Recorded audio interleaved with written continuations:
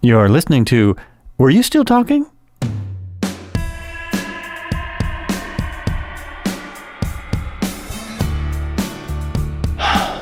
Hey, welcome back. It's Joel Albrecht again. It is Were You Still Talking? Which you just heard on the introduction. Today in my studio, I have Eric Slivoskey. I knew I was going to forget to ask him how to pronounce that. And Eric he's from a small town in North Dakota. He is a writer. He's a personal trainer. He's a development coach. And recently, a stand-up comic. I'm going to ask him about all those things. He's slightly obsessed with contact sports, world travel, avocados, big dogs, coffee. He also has cats, I believe. I've got to ask him about those from the get-go because that's what my wife wants to know about. Eric has traveled to all 50 U.S. states and more than 50 countries. He's bumped into a lot of things along the way. Once walked the Camino trail across a slice of France and most of Spain, all Forrest Gump-like. He did 800-plus kilometer pilgrimage in 27 days, covering more than 1.2 million steps in a $25 pair of shoes. I find that absolutely amazing. I always wondered how many steps you would cover in 27 days. I'm always looking at my steps. I don't think I've gotten close to 1.2 million in 27 years. Oh, no, I haven't had it that long. So, Eric, how you doing? I'm doing well. Even better now here to be with you and just really excited about this. Been looking forward to this for a while and great to be on the show. Oh, awesome. That's nice to hear. I've been looking forward to talking to you. You have, there's way too much on your website that we could even get into. I was reading the little like 10-page introduction. I did pretty well on your test, but not quite. And how do you pronounce your name? It's Slivoskey. Slivoskey. Okay. Close. Just I was pretty close. Yeah. EricSlivoskey.com. It's a fun website, fun place to go. It's where its personal coaching is starting. And this is one of the few people, I got to tell you, you're one of the few people where you're starting a personal coaching business and you are a coach. I mean, you started out actually being a coach, which is, I think, pretty rare. And you had, have you ever heard of the Oregon Ducks? You ever heard? I've heard of them. It's that team out west. It's that team out west. In fact, where I live here, if we ever have a football season, there's a pretty good team here in North Dakota. They call them the Bison, and so they're supposed to open up out at the Ducks. From what I understand. That's right, and that would be a really exciting game. And always loved that game.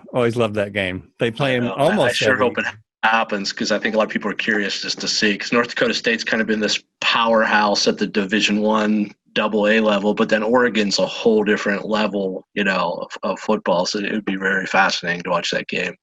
And Oregon's a whole different, like so often happens, it's a whole different team this year because unfortunately we lost our champions to the NFL. So we lost at least 5 really amazing players. That's what's fun about college. You get to see every 4 years. You never know what you're going to get from year to year. When those guys you never.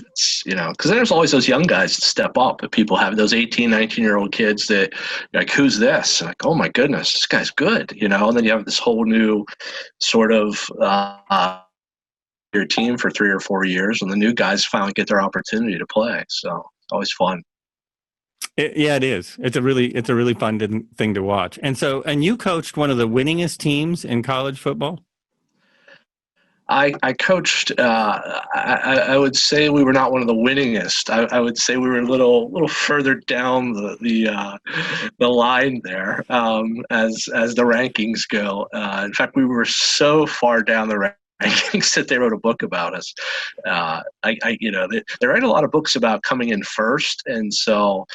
I guess they have to write a book or two about who's the worst. And so we were featured in this book after ESPN came out and watched us a couple of times and sent some reporters out and said, there's a story out there on the plains. There's this little football program that's, somehow surviving. But it was quite an interesting time in my life. And it was, we didn't win a whole lot of games. I'll just say it that way.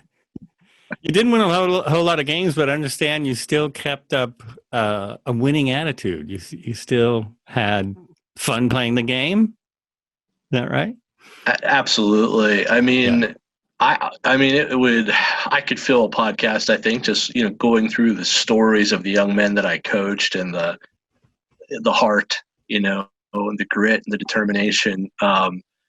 Football is it's a difficult sport to play when you're losing badly, because you're oftentimes getting beat up physically very badly too. And so these guys that I coached, many of them played both ways. I mean, our numbers were so low. We were kind of one of those unusual programs in the country that had some guys playing Ironman football. So they're playing on both sides of the ball, it's difficult to do at the high school level. At the college level, it's a whole other story. It's like playing 7-8 quarters a game. And but yeah, I have immense respect for the young men that came out, because small college football, you're not getting a scholarship. You're not really getting a chance to go to the NFL or to the next level for the most part. It's just more, there's a purity to it. It's just more playing for the love of the game. And yeah, when you're suffering some pretty devastating losses, it's tough sometimes to find a motivation to keep going. But yeah, I'll always be proud of that team that they hung in there, and a lot of life lessons, to take from that. Yeah, it really blows my mind when people can play both sides of the ball like that. It's, I mean, it's tough enough to play one side of the ball, and especially, I mean, things were different in those days a little bit, but the difference in size between high school and college is pretty mind-boggling, and it jumps again when you get in the NFL. But even with watching the Ducks when they go up against those Eastern teams, suddenly they look little. The size has never been a big thing for the Ducks. And when they go up against a team where the size is everything, it's like, oh my gosh, yeah, they're going to get killed. And occasionally they do. I always really feel for teams that are losing, especially if they're losing by a lot. And we had an old coach who would not let off the gas no matter what. I always felt bad for the other team. And then, we've had some losses like that, so I know what it feels like. But I tell you, there are a lot of times I didn't know who I felt worse for, myself and my players. I mean, because we suffered some doozies. I mean, we lost some games by 70, 80 points, and I would look across the field sometimes, and I would watch these coaches that we're competing against, and they're in anguish because they're trying to decide, how do you keep playing players deep into your roster that want to play. They want to come out and do well, whether they're third string, fourth string. So they're coming out to compete, and they're still scoring touchdowns, and they're trying to decide, do we even pass the ball, or when is it appropriate to stop passing the ball? And then I'm on my side thinking, do we just run the ball and kind of get this debacle over with, or do we throw it a little bit? Because if we throw it a little bit and they're incomplete, we're punting the ball right back to them, and they're going down the field and scoring again. So you end up having to kind of fight yourself and play these games within the game, and it really makes it tough for both coaches. A lot of times people don't realize that the winning coach sometimes is in just as much of an awkward place as the losing coach. Oh, yeah, you definitely don't think about that when you're yelling at the TV and telling the coach what play he should be doing. You're never quite thinking about what the coach is actually going through. He's just supposed to be doing what you think is right. I mean, what's that guy doing? That can't be right. And that's always one thing that's always that always goes through my mind, especially in a devastating loss or even a ridiculous win, is when do you feel like just throwing in some insane play? I mean, when you're down by 50 points or more, is it tempting just to go, okay, let's start throwing in stuff they don't expect, or is that just throwing caution to the wind too much? We definitely went deep into the well when we were losing. We were trying lots of trick plays. Well, that's fun. Yeah. I mean, we had one little gimmick, and it was listed in the book, and it was like on a kickoff. We were literally trying to hide the ball. Sort of the old bait and switch kind of. There used to be a play. I think it's outlawed now. It's called the fumble rooski, and Nebraska used to run that play. And it's kind of like a deception type play where you hide the ball. And so we did our own little version of that one time, and it backfired. I think we ended up dropping the ball, got tackled, ended up starting to drive at like our own 5-yard line. So we just kind of looked at each other as coaches and said, bad idea. We were even having trouble pulling off these trick plays. Maybe not. Maybe better stick to the conventional stuff. Yeah, but you're right. I mean, there is a temptation because, you want to just pull out all the stops, be as creative as you can. Mm-hmm. Right. Yeah, I would. It seems like that to me. Totally. So you have had quite a journey since being a coach.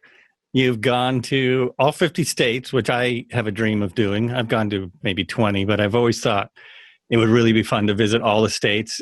You've gone to 50 countries, walked across a country in a 25, or you walked 1.2 million steps. How many miles is that? 27 days? How many miles? It was a little over 500 miles. So okay. It was the Camino de Santiago. So it's like a pilgrimage in Europe, and starts in France, and then walked across a little slice of France and most of Spain. And it was a little over 500 miles. Wow.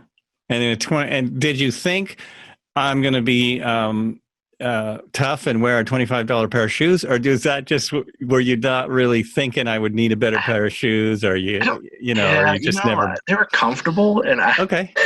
Everybody was telling me, you need to buy these. You need to get this hybrid shoe. It's a hiking boot that kind of feels like a tennis shoe, and mm-hmm. and I was going back and forth, and I was, what shoe should I get? So at the end of the day, it was like 2 days before I was ready to get on the plane, and I'm like, well, even if I buy a good pair of shoes now, just wearing them it's going to take time and probably going to go through the whole blistering thing. So I'm going to go with the comfortable shoe that I already have wore in, see what happens. Now 27 days later, and almost 1.2, 1.3 million steps. I had a Fitbit, so I would I would mark my progress every day. But the shoes held up. My feet, I have to say, they took a beating, though. I had some sore feet after that experience. I'm not sure. I don't think I would do that again. I think I would invest in the better pair of shoes, wear them in for 2 or 3 weeks, and then try that route.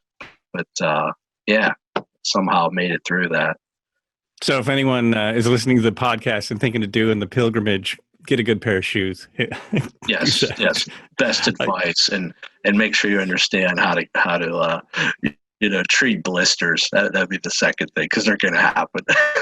Oh yeah. Well, I imagine no matter how good your shoes are, you're going to get blisters walking that much. Oh yeah, and there's all kind of tricks. Different things I learned, sort of how to, putting Vaseline on your feet, and start changing your socks, and all different sorts of little tricks you learn. But yeah, they're pretty much inevitable. You're putting your feet through that much abuse. Oh yeah, that's got to be insane. Absolutely insane. And you are in, what are things in North Dakota like these days? You're on a farm, right? I'm surrounded by farms. I don't have a farm where I live. Oh, okay. I'm kind of like that little proverbial little house on the prairie kind of settings, if you can imagine that. But if you go out my backyard, it's just all corn fields. And, I'm in the kind of place where it's like an hour to the nearest McDonald's, shopping mall, that kind of thing. Mm-hmm. We're about an hour from Aberdeen, South Dakota, and I live in North Dakota. But, it's kind of think social distancing, like pretty much 365 days a year before you needed a social distance. That's kind of where I live. I would say it wasn't a big change for you. It wasn't a big change. I was just like, hey, what's the big deal? But we're out here on the plains. Yes, it's flatter than a pancake where I live, and I've lived in some pretty mountainous regions, so it's been a little bit of an adjustment being in this flat country. But it's, where I live, it's like a modern day Mayberry, really. You have one of everything, kind of a little market, little medical clinic, little hardware store, kind of have basics, about 1,400 people. And, but it's just one of those salt of the earth, type places. People are friendly and kind of place people don't really lock their doors, and it's just easy going and kind of easy living. Very, very easy living. So we like it out here. Yeah, that sounds nice. It's always refreshing to know that places like that still exist, that there are. I had relatives that had a wheat farm in Washington for, well, my whole life. The eldest finally just retired from it, but yeah, different world. A little place called Connell, Washington. Okay. Same idea. Just there's a few rolling hills and wheat forever. So in the winter, it's just empty. It's just fields forever and ever, like that as far as you can see. That sounds exactly like it here. It was an adjustment for me. I mean, even coming here, the winters I'm not going to lie, they're brutal. I mean, they're pretty brutal. Right. Yeah, the wind there's nothing to stop it. I mean, there's not a lot of trees. So when the wind comes across the prairie, it hits you, and it's intense. And winter is a whole different experience out here. But you just kind of learn to adjust. Go somewhere in the winter, a lot of people plug their cars in, and then if you're in the little market, you leave your car running. I mean, you don't really turn your car off when you go shopping. You kind of leave your car running. That was a big adjustment for me coming from where I was living in the East Coast, because if you leave your car running, you come out, your car probably won't be there any longer. So here you leave your car running, go and do your shopping, you come back out, it's still there. So that's a good thing. Yeah, even here, this is a kind of a fairly small town. Well, it's almost 200,000 now, but you leave your car running, it'll be gone. I think it's because we're on the I-5 corridor. There's a lot of theft here, a lot of crime. So it would be nice to be able to do that. But it's funny because I noticed last time I went to the area where my cousins grew up and where they had their farm, I noticed everyone now locks their car, and it's kind of sad. It's like now they lock their doors, they lock their car. Things have changed. Things are changing, that's for sure. Yeah. And they're getting a lot of flow from Seattle, because Seattle got so overgrown. So even way out in Eastern Washington, they're kind of getting overflow from that. So it's sad, but it's good to know there's still places. There's a certain simplicity and a certain kind of ease of living that I think, you're right. We're kind of losing that to some degree, and things are changing a lot. Yeah. Yeah. It's unfortunate. Ease of living. I remember that. Things are different now. It's probably not affecting you as much as a lot of us. I wouldn't think. Is life pretty much still normal since? For the most part, yeah. I mean, we haven't had a whole lot of. We just finally got our first case a couple weeks ago, like first one in the whole county, and wow. So it's things haven't changed tremendously for us here. So it's still people still talk about it though, and they're still aware. Down the road in South Dakota, they have had a few more issues with like one of the meat packing plants about an hour away, and they had some more outbreaks down there. So that's just such a strange thing. Yeah, I've heard about that over the country, that there's outbreaks at meat packing plants, and I'm wondering what the heck they're doing at these meat packing plants. I guess it's just everyone is so close together, and they're sweating and they're breathing hard. I mean, that's a hard job. I know it is. Yeah. I can't imagine being in all that gear. Right? I mean, that's got to be a tough environment pre-COVID. But then when you're putting on all this extra stuff to keep yourself, to provide that layer of protection, gosh, that's got to be rough. Yeah, that's got to be really hard. I definitely feel for anyone working right now in those kind of capacities. I mean, the grocery store people have to, work behind, probably not where you are, but people are working behind plexiglass and wearing masks when they're not behind the plexiglass, and having to think about that so much all the time. It's really nuts. We're in Oregon, right between Washington and California. California has been bounced around between 1 and 3 for the last couple of days, but last week or so, highest cases. And Oregon has been really lucky. We are just now seeing spikes, but our spikes are like, going from seeing 10 a day to now we're seeing about 277 a day. And you think, oh my God, that's wow, 270. But then you look at, well, there's 4.4 million people. So it's not crazy. Yeah, it's all relative. That's not insane. And then you see that, well, the hospitalizations increased by 2. okay, I think we have the capacity for 2. We're Yeah, we're going to be okay right now, but it's seeing the numbers go up it's nerve wracking.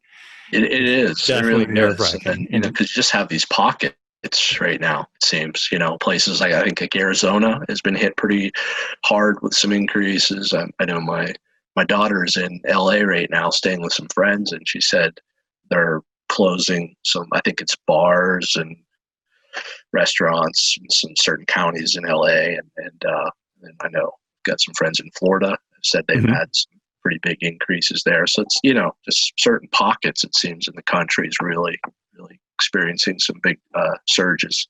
Yeah. And we used to live in LA, so we're kind of happy we're not there now. Even though our life would not be that different, because where we lived, we could still go out and walk. We were in an area that was kind of isolated, so it would probably be okay. But just that many more people, it's Yeah. having, it's a little more nerve wracking. Crazy. So now that I'm thinking about living with my wife, she's going to want to know about the dogs and cats. I think I saw on your Facebook page, you have 4 massive dogs and a couple of cats that keep them in line? I have. The 2 cats are the bosses, basically. But I have two large dogs. We have 100 and he's probably pretty close to 150-pound Saint Bernard, Zeus, and then we've got a 130-pound Newfoundland, and she's kind of his partner in crime. 2 just gentle giant dogs that it's kind of like being out here in this open country, and they're real good with our kids and all that. So, and then we have 2 cats that get along with them for the most part, and then my youngest daughter has a rabbit too. So we have like a little North Dakota zoo in our household. Five animals, 5 people, 5 animals, and it keeps life interesting. Our dogs they kind of rearrange furniture when they bump into things. I mean, they're that big, and but we try to get them outside a lot and get exercise, and but it's, I don't know. I've always loved dogs, and I've always been kind of a big dog person, so we definitely enjoy them. I love dogs and I love big dogs. I've never had a dog that big. I never thought I could buy it enough food, but I've had a medium-sized dog, which was really awesome, and I just always loved the Saint Bernards. They're such an awesome breed. They're great dogs. They're amazing. Zeus is just he's just so cool. He's our first Saint Bernard. My wife always wanted a Saint Bernard, so it was an anniversary present. I surprised her, put him on her. She was coming out of our gymnastics practice one night with my youngest daughter, and I had driven down to Kentucky to get this dog off of a farm. I was living in West Virginia at the time, about 5 years ago, and so I surprised her, and so she absolutely loves this dog. But he's just a big gentle guy, big gentle giant, and and then our Newfie, she's pretty much the same. So she's a water beast, though. The Newfoundlands, they love water. She'll lay down in a mud puddle if you let her. Oh yeah, sure. There's a lot of dogs like that. That's a big dog it's even a bigger dog when it gets wet, right? Oh yeah, that's for sure. It doesn't smell very well sometimes. Exactly. Suddenly that dog's a lot bigger. Oh, so you let's see. You recently, not that long ago, quit your regular career and you're starting a new job. That's true. I took the plunge. I turned 49 in December, and for a while I've been bouncing the idea around of going back into like a freelance life. Mm-hmm.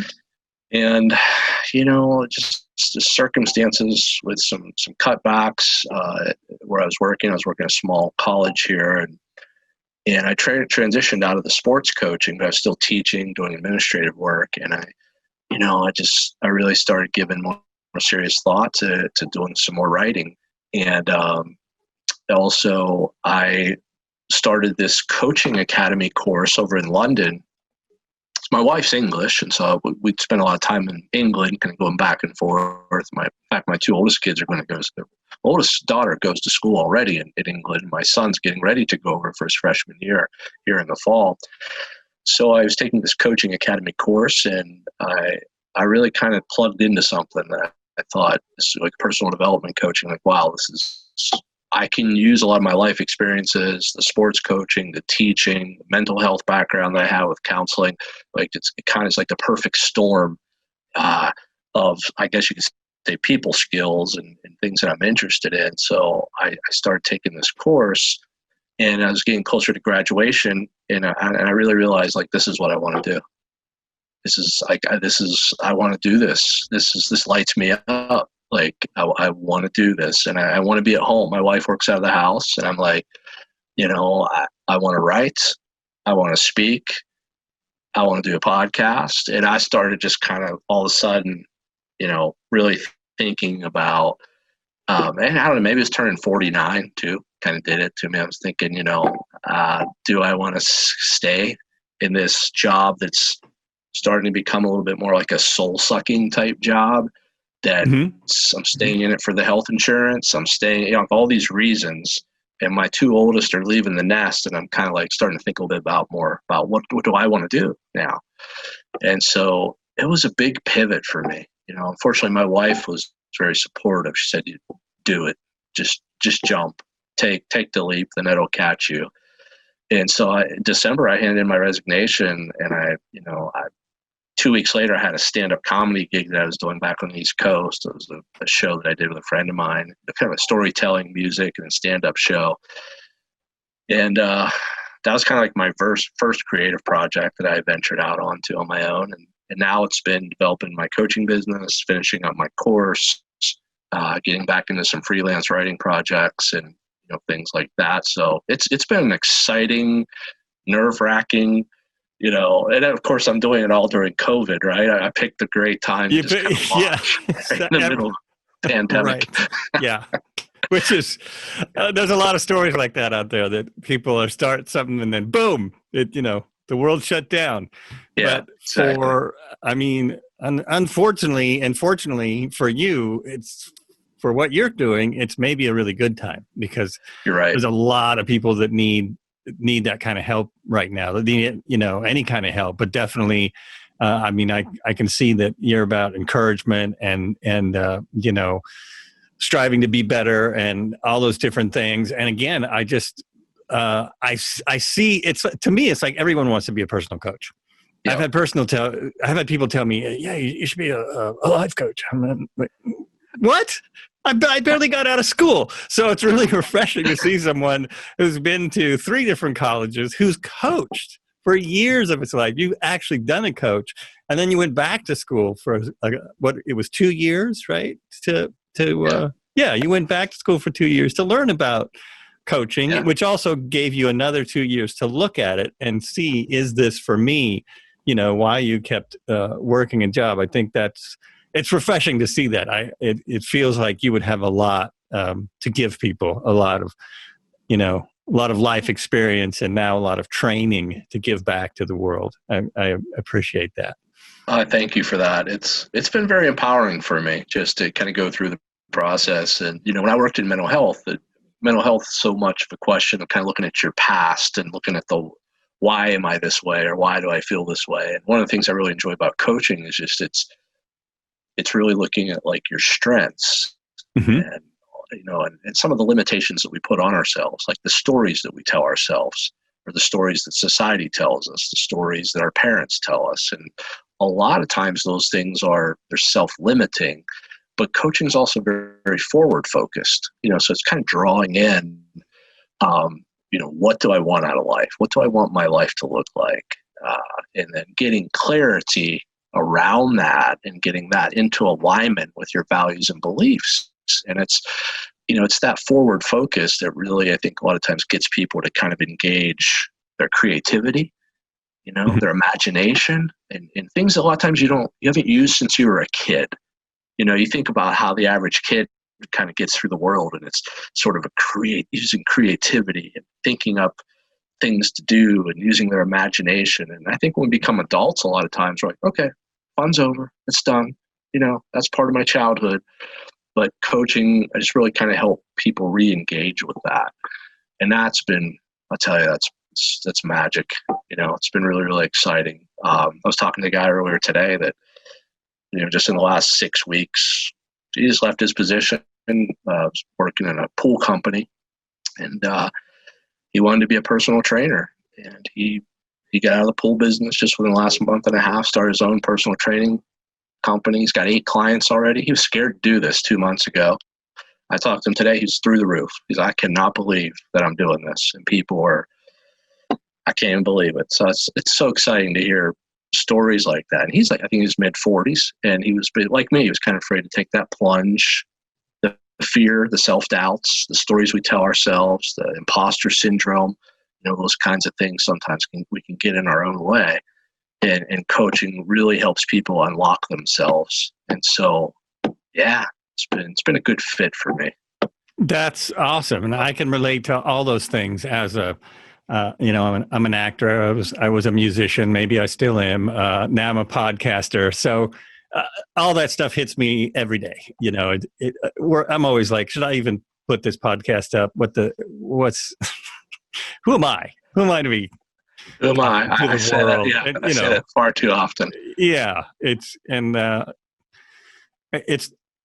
of the idea. You have to remember that's like not real. It's just your past talking, right? It's just right. It's your ego. It's your past. It's that version of ourselves. The ego. It's a concept. It's a construct. It's a version of ourselves, but it's not. It's who we think we are, but it's not truly who we are. And sometimes it does cause us to get in our own way. But yeah, you're right. You got to put it out into the world, just like you're doing. You got to do it. Yeah, and it's more difficult than I ever imagined. There's a lot of people. I see a lot of personal development coaches or just development people, a lot trainers who are trying to train everyone to be the best they can be. And they put out videos at least once a week, sometimes almost every day. And it just blows my mind because it really takes a lot of energy. People don't realize just to sit here and talk. I much prefer it with people. Like that's why a podcast for me is so much better. At least I'm talking to somebody. It's very difficult just to stare into a screen and talk. And so many people are doing that now that, have a lot to say and are very encouraging and I think it takes more energy than people realize for them to do that to do that and put that energy out there. And anyone who's doing that, I applaud. I think it's really awesome. Totally awesome. And you were talking about, you've got a great website created. You were talking about the possibility of starting a podcast, and we were getting into a little of that before the show. So, what do you, is there any question I might be able to answer about starting a podcast or anything I can help? I'm not an expert, but I'm getting there. Yeah. So I think I'm in that, that stage where I've got the general idea, the general concept, and just to kind of briefly go through that, it's going to be more of a sort of, I guess you could say informational, instructional. I would also say informational, instructional, and really it's going to be offered for people who are looking to, kind of reinvent themselves. People that are maybe in overwhelm, stress, anxiety, they're stuck, and they're just kind of wanting to possibly even monetize a hobby or something that they enjoy. And, they want to kind of take that leap and build the life that they've always wanted to live. And so my idea is kind of bring on just a variety of different guests, people that maybe other coaches, actors, people like yourself. People that have a great story that can really kind of into this positivity and putting positive vibes into the world and have a blueprint, or a compass. Here's how I did. Here's how I did it. And here's how I fell down along the way. And here's what I learned, and kind of talking about the messiness and the humanity of it all. So that, that's my concept. But I think, for like a lot of other people, I think it's just knowing where to start with the tech. And then it's like, you hear a lot of people, they're using these different services, and some people say this one's better. Other people say this one's better. And one thing I do know is that I want to try to get on as many platforms as possible. I know you and I were talking a little bit about that because there's a lot of different vehicles out there that are releasing podcasts, it seems like, into the ecosystem. We know the obvious, the big ones, but I guess that's one of my big questions is just, being able to get my message out to as many platforms as possible, or as many of the hosting, I'm not even sure what you call them. I guess they'd be the platforms, but and how does one go about that? Kind of getting yourself out there so that you're reaching as many audience members as possible. So that's, it's right. It's hosting services. And like SoundCloud is a hosting services. They will let you put their podcast up for free. Yes. There are several other hosting services with a free option. If you read what that free option is, it's not a lot. Especially for me, because I talk a lot, and I tend to gravitate towards people that are gonna, have a longer conversation, especially when, this is the second best thing now that we can do Zoom. It's at least I can see the person and talk to them. And if I can, when people are sitting in the room, I've had 3-hour conversations because we're just sitting at a table and talking. And you've done more homework than me right off the bat. You're thinking about what it's going to be about. That's a really good idea. I should have thought of that. So I was about 5 in before I went, okay, now what is this about? And I came up with some ideas. The hosting services, I am on Libsyn, Liberated Syndication. You guys can send me a check anytime. So I have great things to say about them and complaints about them. The good thing about a hosting platform, and there's at least 5, I would go with what you're talking about doing. If I was going to give you advice, I would say go with a bigger one. Look at the big 3. And you can look them up pretty easy. If you look up Libsyn, the other 4 will come up. Obviously, the advantage is they put that podcast out to really as many places as you can think of. And there is some setup in the beginning. The problem with Libsyn that I found is, although they say it's really simple, you have to have a little bit of tech savvy, or ask a lot of questions. The great thing about that is they will answer the questions. The Rob Walsh, who's the head of podcast relations, I think it is. Anyway, he's someone who's been podcasting since 2006, and he has a podcast he's a guest on a podcast that's about podcasting, The Feed. So listen to The Feed, by the way. It's for anybody. It's free. Listen to The Feed. Look through the episodes and look at the ones about starting a podcast. And on there, he said, I'll come on your podcast if you ask. So I asked. So I was able to have him on and ask him, personally on the podcast some questions. You can listen to that here too, Rob Walsh. And it was amazing just how open he is and how excited he is about podcasting after doing it for, what was 2006? So that was 14 years ago. Wow. He started before Joe Rogan even. He at one time helped Joe Rogan and helped Tim Ferriss with their podcasts. He said he fired himself because they knew, they knew plenty, and they didn't really need. He was like, you don't need me. Do what you're doing. But people like that come to him for advice. So he's got some great advice. So going with a bigger service. Now if you're talking about a shorter podcast, they start at $5 a month. So you're talking about $5 a month, because it's all about your storage. How much storage? I assume you're not going to have a video podcast. These videos I put up separately. So I put up the video on what's it called? That little YouTube thing. And then I'm starting to see a couple things on there. So I do that separately. And then the audio podcast I put out to them, and they put it out to 12 different services that because I have had to go in the beginning. You go in and you say, okay, I wanted to go here, and you have to plug in the file basically to all these different services. But once it's plugged in, every time you say publish, it publishes to all those services. And then there's a bunch of other services now that go from Libsyn, that grab from those services. So there's a bunch of littler podcast places that'll take it from Stitcher, that'll take it from Google Play Music, that'll take it from Apple. Oh no one gets it from Apple Podcasts. No one gets it from them. But Yeah. Apple Podcast still has 60% of the market. They started kind of the podcast idea. It's called a podcast. I learned this as a podcaster. Didn't know this before.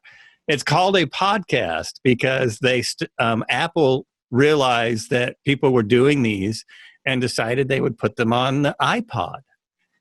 And so, yeah, that was like 14 years ago or something. So that's how podcast came about. That's why it's called a podcast. It actually started, the place to get them was iPods. Now, of course, you can get it anywhere. And they're taking over. They're like the new audiobook. I mean, and it is really calming somehow if you find a good one to listen to. It can also be enraging if you find a really good one to listen to. Yeah. You know what I mean? But so, yeah, go with a service, look at the reviews, see what you think. Most of the time, well, I couldn't really see the actual, what's it called? The actual interface. I couldn't really see till I joined, but there's no contract. It's always month to month. Month to month. Yeah, it's month to month. If you decide, I think I really want to change over to this one, it's real simple. And you can like take your previous podcast and go to the next one. If I haven't been that frustrated yet, like I say, when I've had problems, they've had really good service, good support. Yeah, good support. Comments.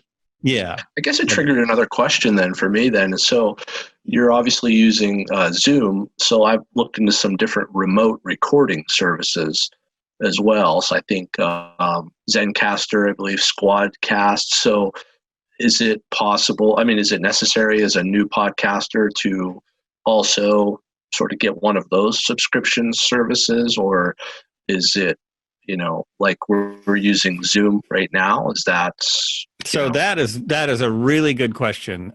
There's a couple. It's a loaded question. My short answer is no, absolutely not. There are two reasons. One, you want to record better audio than they're probably going to record, so you want to figure out some kind of recording on your computer. You can even do it on your phone. There's a free recording program called Audacity.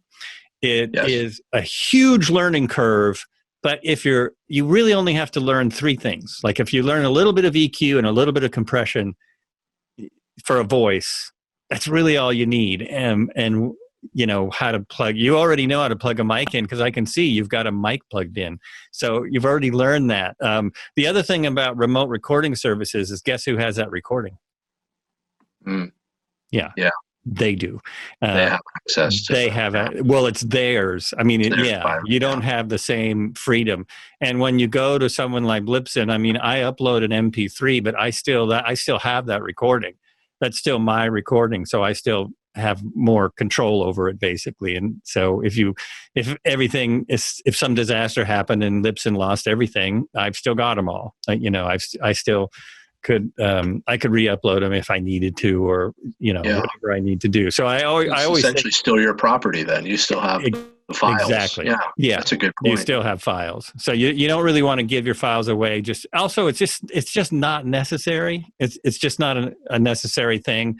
What's tough is that no matter who you are, no matter what you do, there's going to be some tech involved.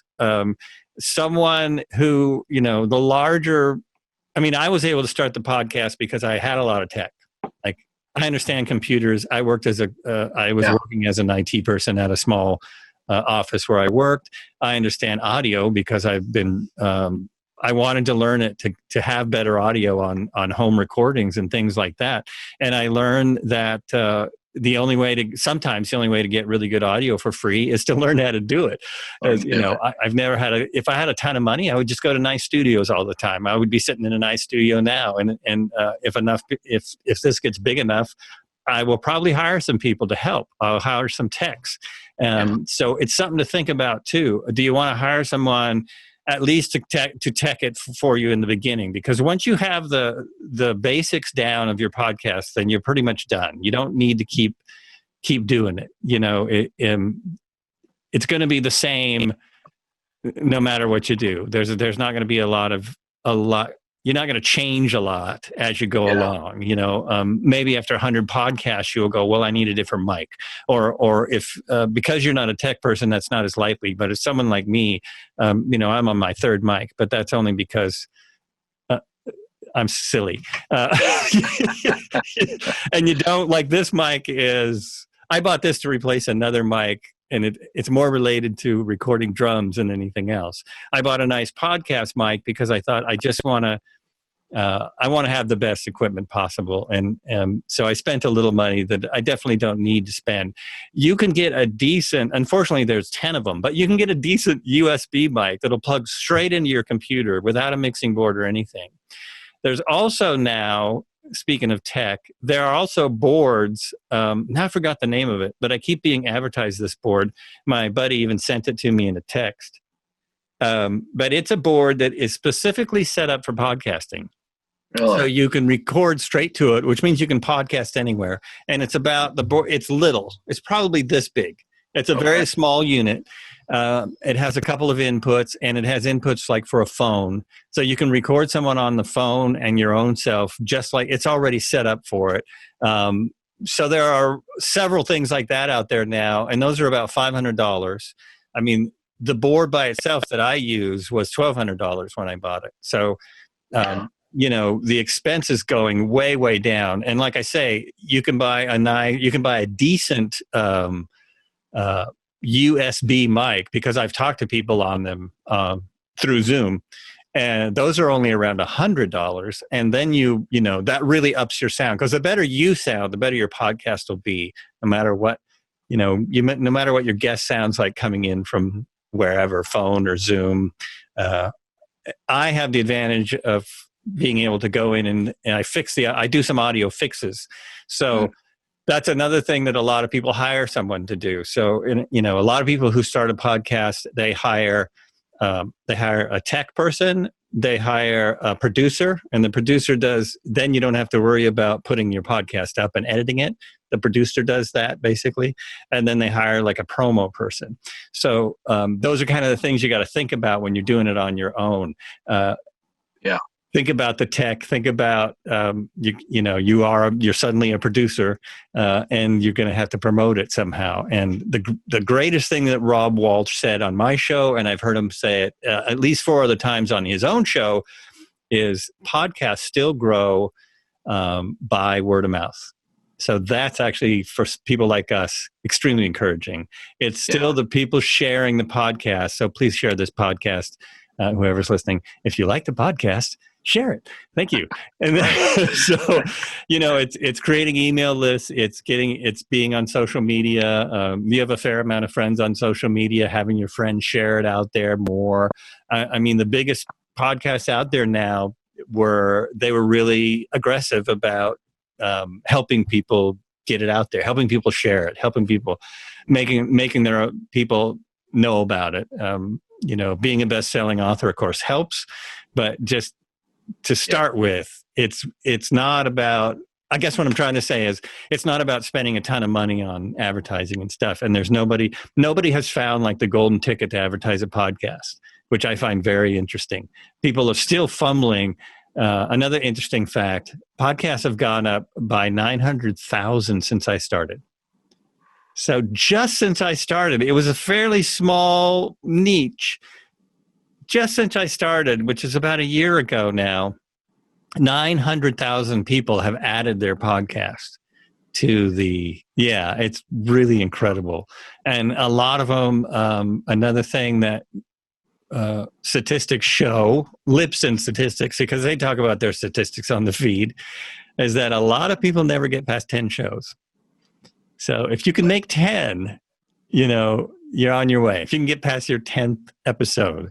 And something I would recommend that I started just as, hey, let's try this. Let's throw it up there. It was really silly. And I just started putting them up basically from the first episode. But I really would recommend anyone new at it, do 5. Do like 5 episodes. And then you have a nice start to put up. So you're going to give people, you give them, you put up one a week for 5 weeks. Now you got a big head start.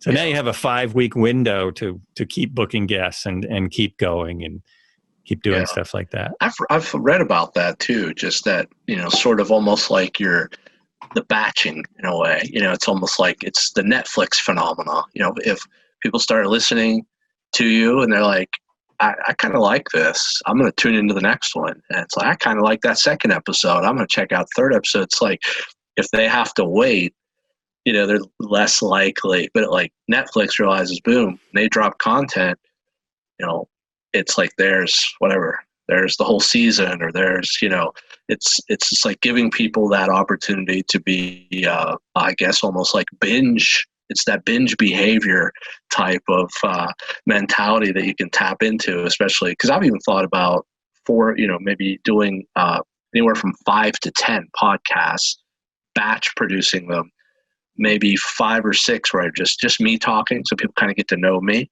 and then lining up maybe 4 or 5 guests and getting them all done, and then dropping them and say, hey, I just dropped whatever 8 episodes or 10 episodes. I mean, I don't know if that would be a smart way to do it, but it seems like there would be some method to the madness of having sort of this, multiple episodes done ahead of time. Yeah, I think that might be a really good idea. I mean, what I was talking about is having episodes that you can then you have some time to make the next episode. But throwing out 8 is also a really good way to do it. I mean, I think that would probably be just as effective, because a friend of mine, hey, John, we were just talking yesterday about how when I look at my stats, I see that, my first episodes are getting hit almost as much as whenever I put out a new episode, my early episodes get more listens. So I do think there's that mentality that someone listens to a podcast, if they think it's okay, then they get that idea that, I've got to listen to them all. And on this podcast, there's definitely no reason to listen to them all, except it's an amazing story and you should hear it. But there's no reason to go back and hear every episode. But it's not episodic, is what I'm trying to say. But that whole binge culture is definitely there, and people want to binge on whatever it is. So yeah, and they want to have more. That's why when you get past, if you want to get at least 10 out there for people, if you throw down 8 at a time, I think that will be. I would say that would definitely be an advantage. That would be a good thing to do. Yeah, it's almost like the COVID culture kind of feeds that binge mentality, doesn't it? Because in a lot of ways we've been a captive audience and people are just looking for content. When you think about the last 4 or 5 months, so many people have been at home and like, okay, I'm done with Tiger King, and I'm tired of watching the news and just getting this steady flow of the world is spinning uncontrollably. I want to go listen to a podcast. I need something. I need some fuel in my life. I need some positivity, or I want to do some learning. Because that's one of the things that really draws me to this whole ecosystem. It's just hearing other people's stories, and just hearing learning. just the amount of learning and things that I think you can pick up by listening to people that have had these experiences, sort of all over the world, I think is really, really fascinating. And we can do it from the comfort of your living room, literally, or your studio. Yeah. Yeah, that's what's been a real mind blower for me, because I didn't. I thought I had no idea like how many different people I would be able to have on.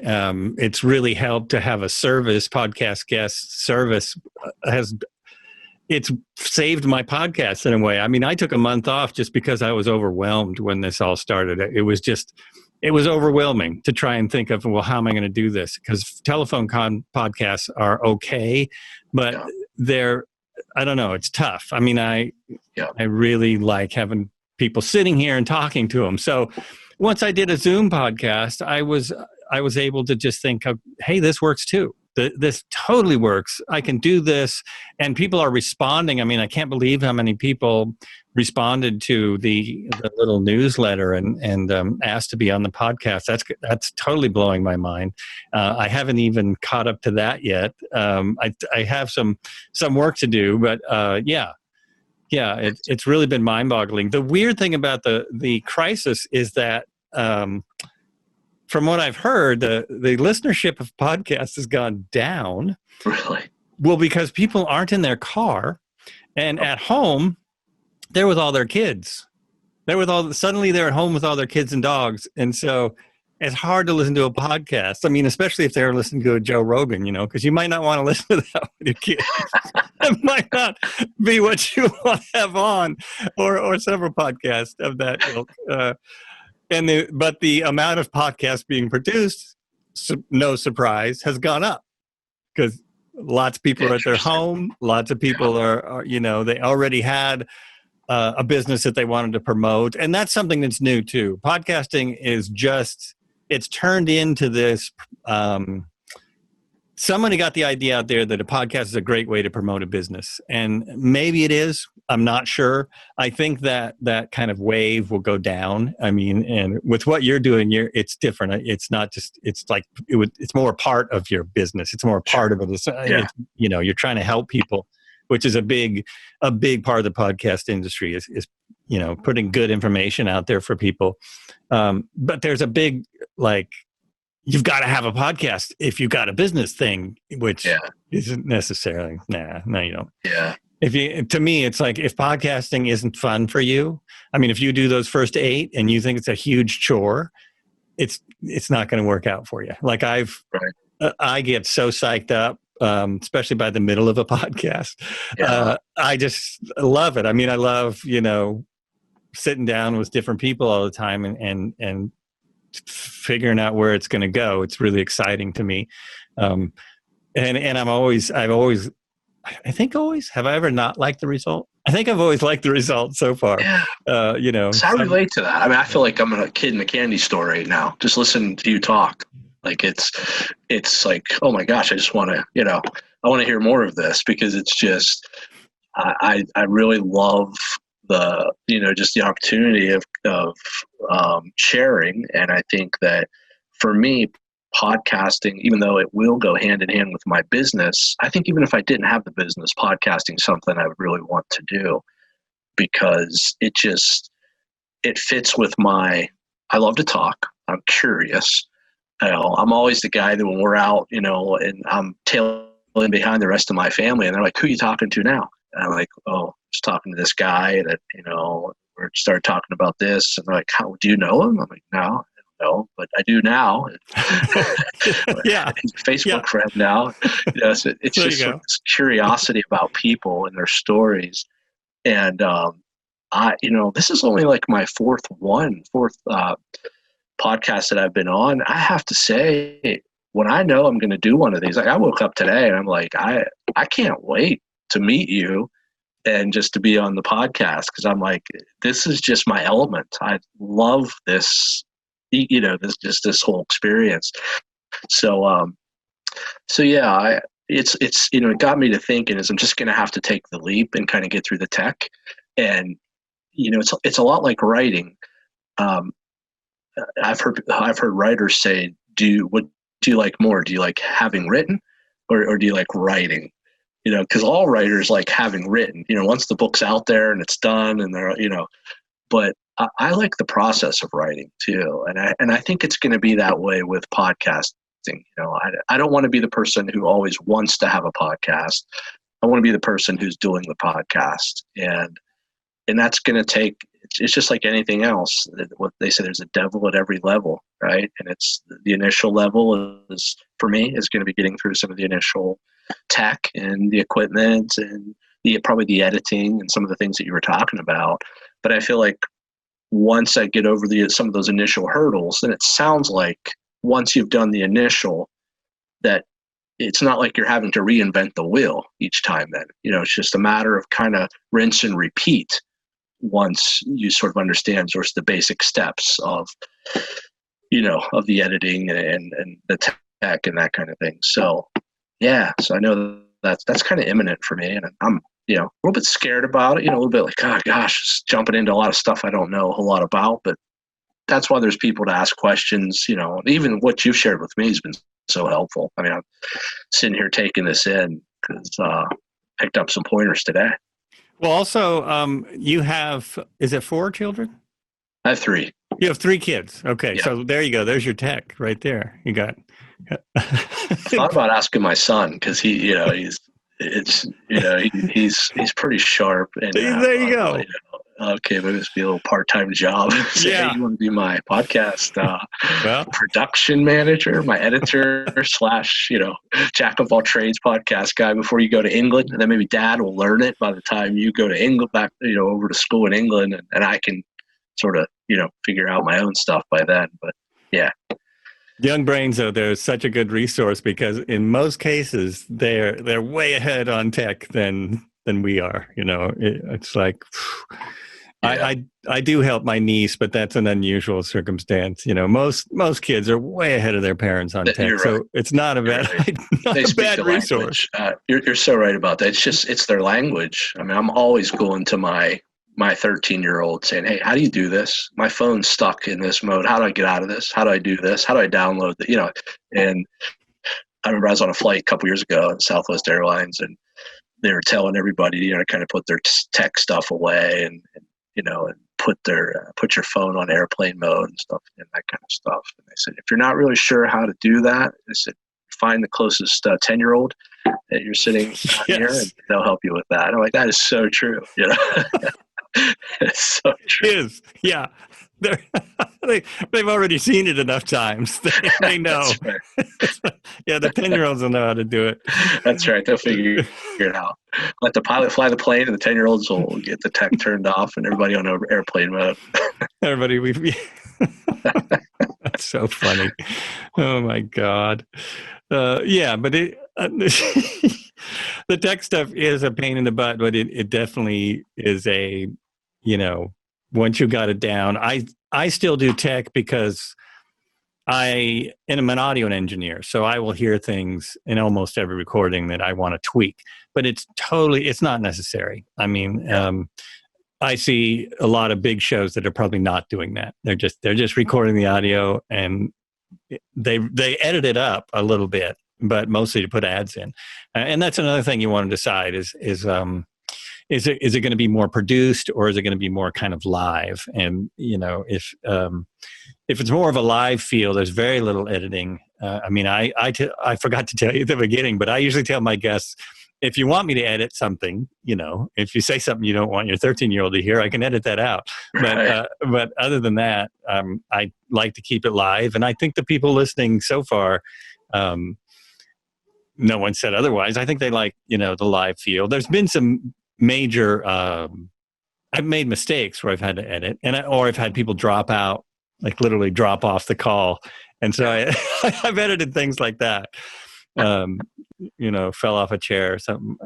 There's been a couple little accidents, but mostly it's fine just to go. And, this kind of conversation we're having is probably really entertaining. It's entertaining for us. So it's probably entertaining for other people. That's the other thing that's interesting, Yeah. And it's exciting too, because, you're thinking there's an audience of people out there. And I always thought, if you can pick up one nugget, when I used to go to the coaching clinics, for the football clinics, I thought in this 2 or 3 days, if I can learn one thing a day that I can take back with me, and it usually felt like a pretty big success, So when you listen to something like this, maybe somebody picks up a pointer on tech, or they pick up, something else. And so I think it's exciting to think of all the different things that people can take away from a live conversation.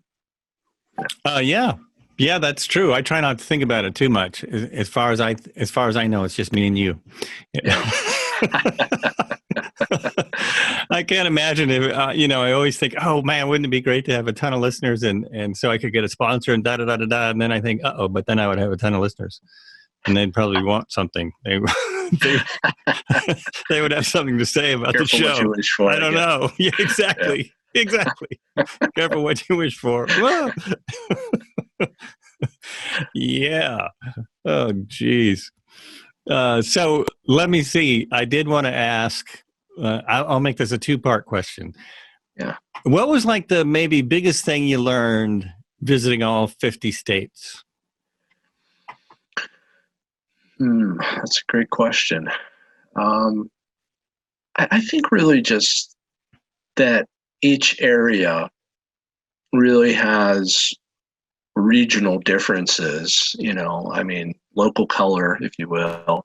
But I think but there's a commonality, though, amongst, and I would even say this visiting the different countries too, but I think that, that people are in a lot of ways the same. A lot of times I think we just hear about the differences that people are having, especially in the media right now. And we're all divided. We're all, and of course there's polarization, but I think what I really learned to appreciate is that no matter where I went, people they're after a lot of the same things, something to do, that's meaningful, somebody to love, something to look forward to, and so when I had conversations with people around the country, it's like, wow, there's a lot of commonalities, a lot of similarities here, that I see. And I think the other thing is just the sheer beauty of the United States.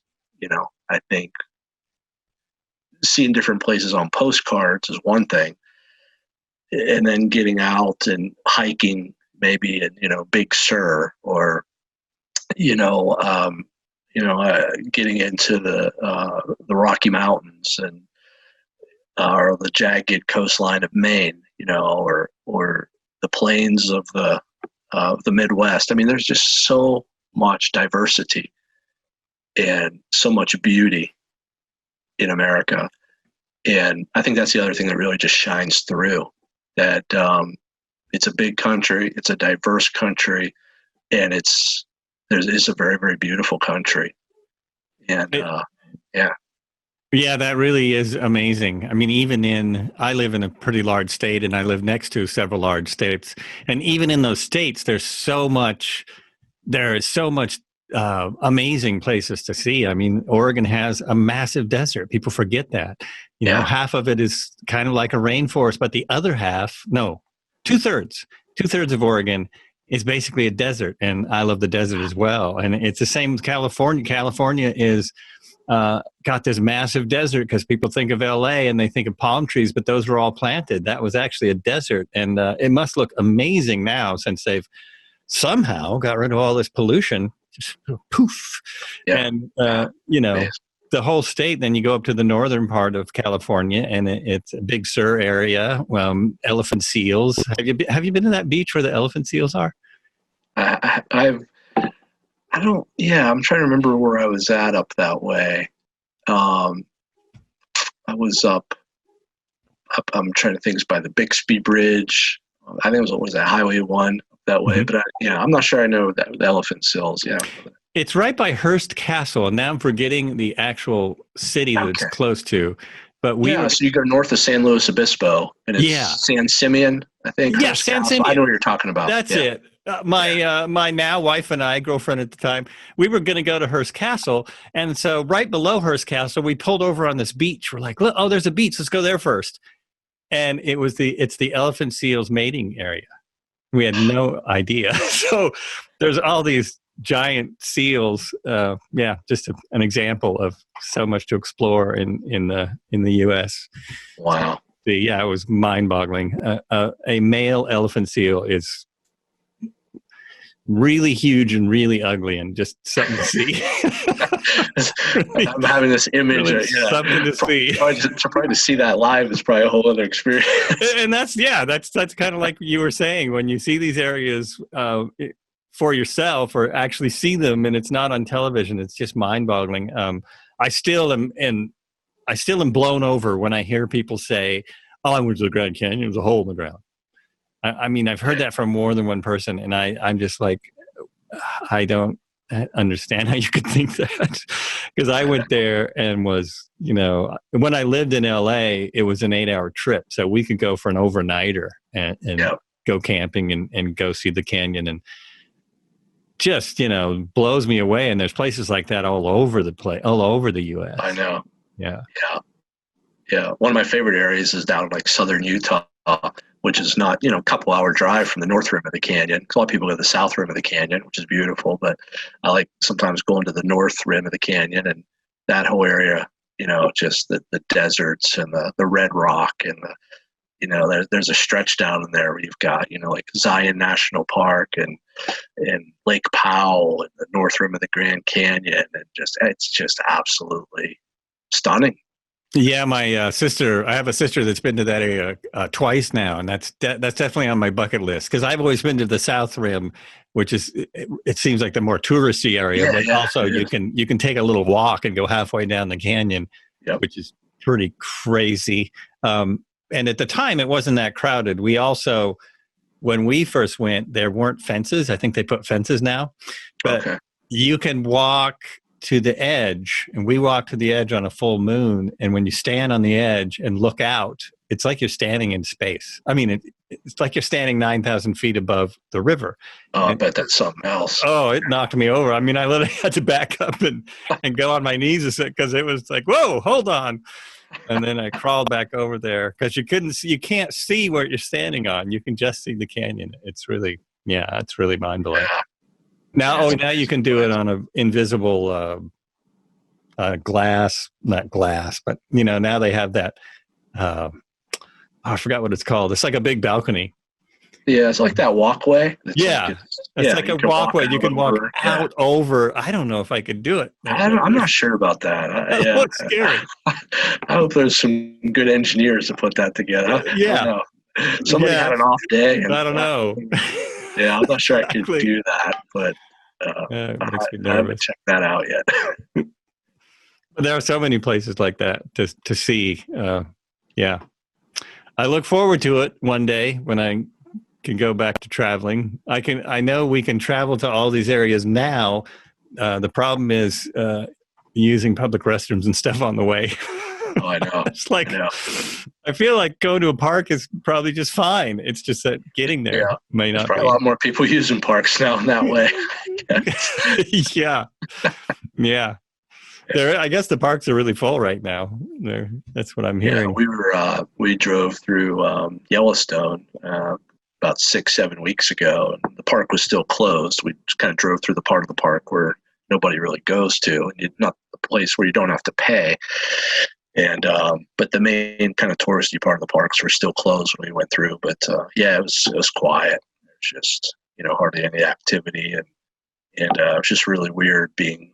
Because I used to live near Yellowstone, literally about 10 minutes from Yellowstone, and it was this time of year.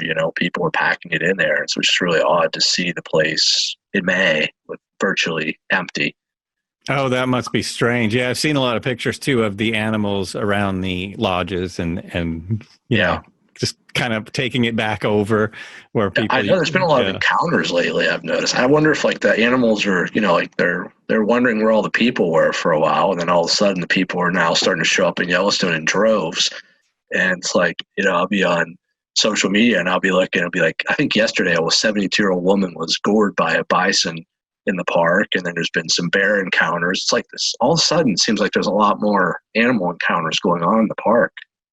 They probably are not used to the people anymore. It only takes them a few months to go, hey, this is our park again. What are you doing here? Yeah, what are you doing here? Yeah, man. We went a couple of years ago to Yellowstone, and seeing a buffalo right in front of your cars, that is really an experience. That is a big animal. You probably see them a lot. A large animal. Yeah, that is a big animal. Where did you live near the?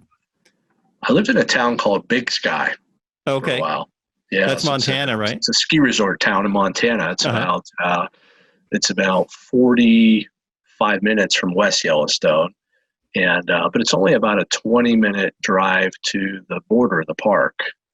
And so we used to go hiking and rafting in the park quite a lot. And then a couple years later, we moved over to West Yellowstone. So my wife and I lived there before we had kids, but I coached junior high football in the town of West Yellowstone for a while. And we used to have to travel through the park sometimes to play our away games and to these other little towns located near the parks. I remember stories of having to chase elk off the football field so we could play a game because these little towns like Gardner and Twin Bridges and some of these little communities in Montana, just lots of wildlife. I was in West Yellowstone. I could almost throw a stone into the park from where I lived. It was very close. So 20-minute drive to Old Faithful. Oh yeah, it's right there. We had a family reunion in Cody, so we would in from the other side, from and like the eastern side. From the eastern Wyoming. side. Yep. So there was way less. It was nice because there was no crowd going in, and we didn't even bother going all the way around to Old Faithful because there's just so much to see. It's mind-boggling. Our first encounter. I can't remember where I read it, a guidebook or something, said if you see a crowd of people, pull over. It means there's something going on. There's something to see. Something to see. So crowd of people, we go past, there was really hard to find a spot. So we had to pass all the cars and we pull over, and my wife's going, I don't get it. What are we looking at? And I said, well, maybe it's those two grizzly bears right up there. And so first thing I saw, which I think is pretty rare, was a grizzly bear and two cubs, and not very far away. Yeah. I mean, the minute we get out of our car, there was a ranger going, okay, come here.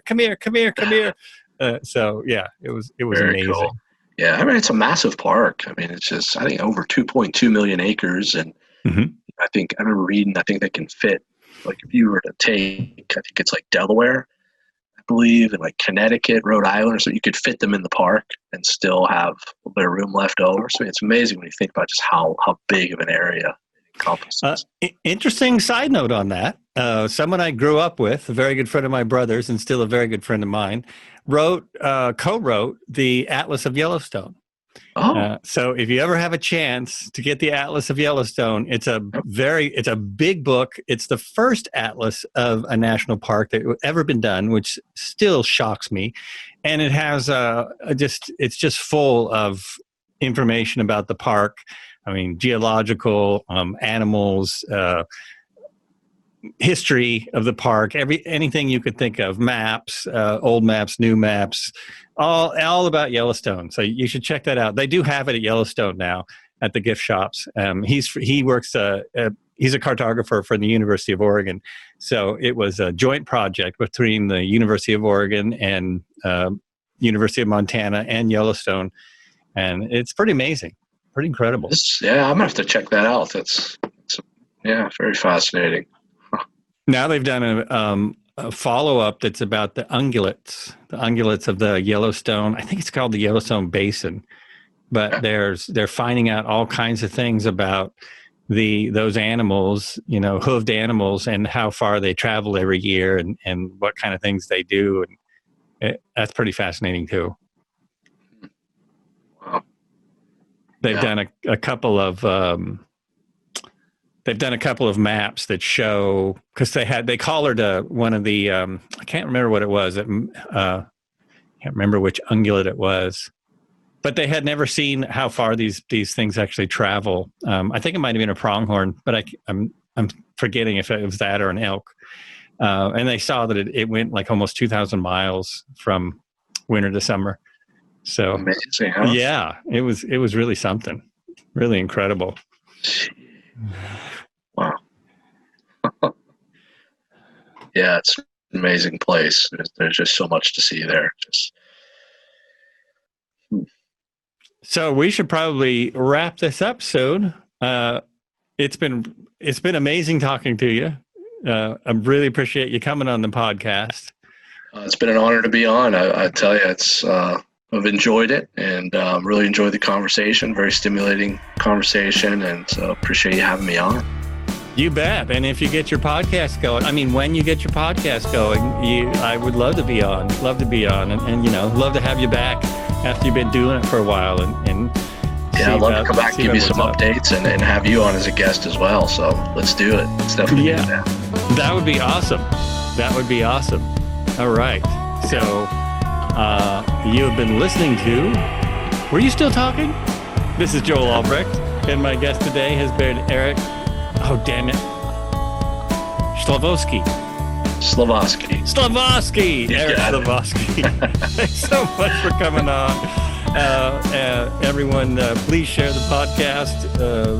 Please leave a comment on iTunes or whatever. I don't know. I'm supposed to put all kinds of extra promotion here, but whatever. I'm just doing it for fun. So, like I always say, be good to each other.